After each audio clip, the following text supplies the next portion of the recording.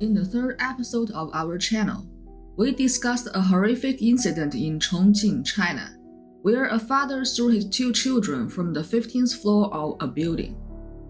Today's story took place in the same city, but the shocking twist is that the perpetrator is just a 10-year-old child.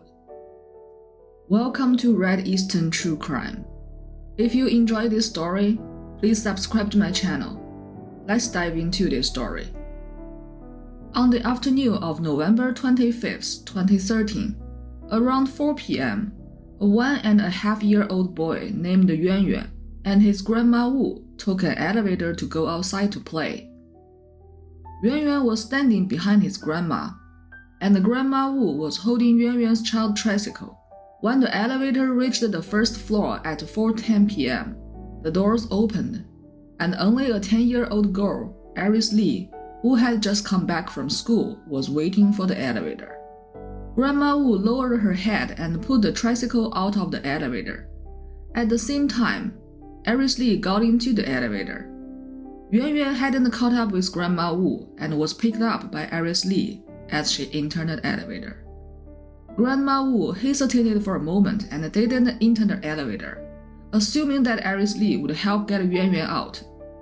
However, the elevator doors quickly closed.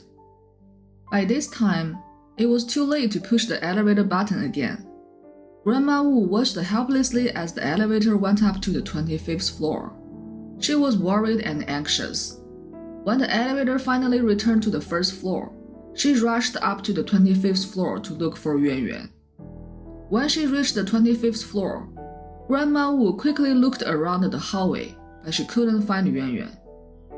Just then, she saw Iris Lee coming out of her apartment and asked her, quote, "Where did the little boy you were holding earlier go?" unquote. Iris Lee initially said she didn't know, but quickly changed her story, saying that first a boy had taken Yuanyuan, and then that it was a girl who had taken him. Grandma Wu, getting more and more worried, kept asking Iris Lee whether it was a boy or a girl who took Yuanyuan. At that moment, Iris Lee remained calm and said, quote, "Grandma, don't worry, let me help you to look for him," unquote. In the elevator, Iris Lee even comforted Grandma Wu by patting on her shoulder and assuring her that Yuanyuan would be fine. After they got off the elevator, Iris Lee suggested to Grandma Wu, saying, quote, "Let's split up and search separately. It will help us find him faster," unquote. 5 minutes later, Yuanyuan was discovered on a red brick path near the building, his face covered in blood but still breathing. Neighbors called for an ambulance, and when Grandma Wu arrived and saw Yuanyuan, she burst into loud sobs. Meanwhile, Iris Lee stood outside of the crowd and watched calmly. Some neighbors noticed a large hole in the grass, with broken branches and leaves about 8 meters from where Yuanyuan was found. Everyone suspected that Yuanyuan had fallen from a tall building and landed in the bushes, and that someone had later moved him to the nearby path. When Yuanyuan's family later reviewed the elevator surveillance footage, they discovered the disturbing sequence of events. When the elevator doors opened, Iris Lee entered the elevator without waiting for Grandma Wu to come out. She immediately picked up Yuanyuan and pushed the button for the 25th floor. At that moment, Yuanyuan looked at Iris Lee and pointed to the elevator door with his arm raised. 2 seconds later, Iris Lee threw Yuanyuan to the floor and began beating his back and arms, and repeatedly slapping and pinching his face for about 13 seconds. She then picked him up, threw him back down, and kicked him 3 times into the corner of the elevator. Iris Lee then put Yuanyuan back as he tried to avoid her, flipped him over, and continued to kick and punch him. During the attack, Iris Lee even took 2 steps back to maximize the power of her kicks. At 4:12 p.m., the elevator reached the 25th floor. Iris Lee picked Yuanyuan up from the floor and threw him out of the elevator before disappearing off the surveillance cameras. Yuanyuan's family described Iris Lee's actions as like throwing away a stray dog. Grandma Wu was also captured on the elevator surveillance footage as she rode up to the 25th floor. Inside the elevator, she nervously told a neighbor that Yuanyuan had just been taken by a girl. When the elevator doors opened, Grandma Wu could be seen looking around, and the time was 4:15 p.m. In just 5 minutes since Yuanyuan and Grandma Wu had been separated, disaster had occurred. The police quickly began an investigation, and Iris Li admitted to the police that she had taken Yuanyuan to her own home, where she continued to physically assault him in her living room. Later, she carried Yuanyuan to the balcony railing where she played with him. Yuanyuan then fell off the balcony. Afterwards, Iris Li's father told the police that while Iris Li was playing with Yuanyuan on the balcony, a dog barked outside frightened Yuanyuan, causing him to accidentally fall. He claimed that Iris Li didn't push Yuanyuan. He also mentioned that Iris Li usually enjoyed being around children and animals, but her way of expressing herself was problematic. He later asked Iris Li why she hit the little boy, and Iris Li explained that it was because the boy made funny faces at her and seemed unfriendly. Yuanyuan's parents never had a chance to meet Iris Li during the whole incident, and they didn't receive any apology from Iris Li or her parents. Yuanyuan's mother once asked Iris Li's father to visit Yuanyuan in the hospital, but he refused. After the incident, Iris Li's mother used her connections to transfer her job to a subsidiary in Xinjiang. Within a week, Iris Li followed her mother to Xinjiang.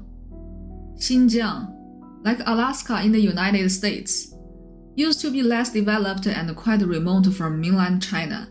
It was a popular destination for fugitives. Now, however, Xinjiang has strict security measures in place, with security checks at shopping malls and hospitals. To enter residential areas, you have to show your ID or go through facial recognition. Fugitives arriving there are quickly detained. After the case was reported by Chongqing Television on November 25, 2013, it became widely known and sparked public outrage and condemnation. The police made it clear that because the girl responsible for the crime was a minor, they would not press criminal charges. Instead, the victim's family had the option of filing a civil lawsuit in court. Yuanyuan's parents sought compensation from Iris Li's parents in the amount of 300,000 RMB, approximately $49,000. According to online information, they received only about $12,000. On December 3rd, Yuanyuan awoke from his coma, but his brain had been severely damaged, and according to his condition, he would need several more surgeries in the future. After the incident, Iris Li was expelled from school. The first person to discover Yuanyuan in the past was one of Iris Li's fellow students, and the experience left him deeply traumatized, leading to repeated nightmares and the need for psychological counseling. In interviews with the television station, Iris Li's classmates revealed that she once crushed and ate a snail in front of them, and even killed ants before smearing them on her face to scare her classmates. They also recalled Iris Li joking about putting a child in a backpack and throwing it from a high floor to see the reaction, although her classmates didn't take it seriously at the time.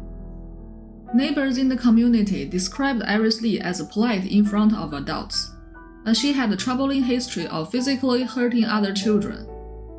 There was an earlier incident in which she used a brick to injure a boy her age, and Iris Li's parents settled the matter by offering compensation.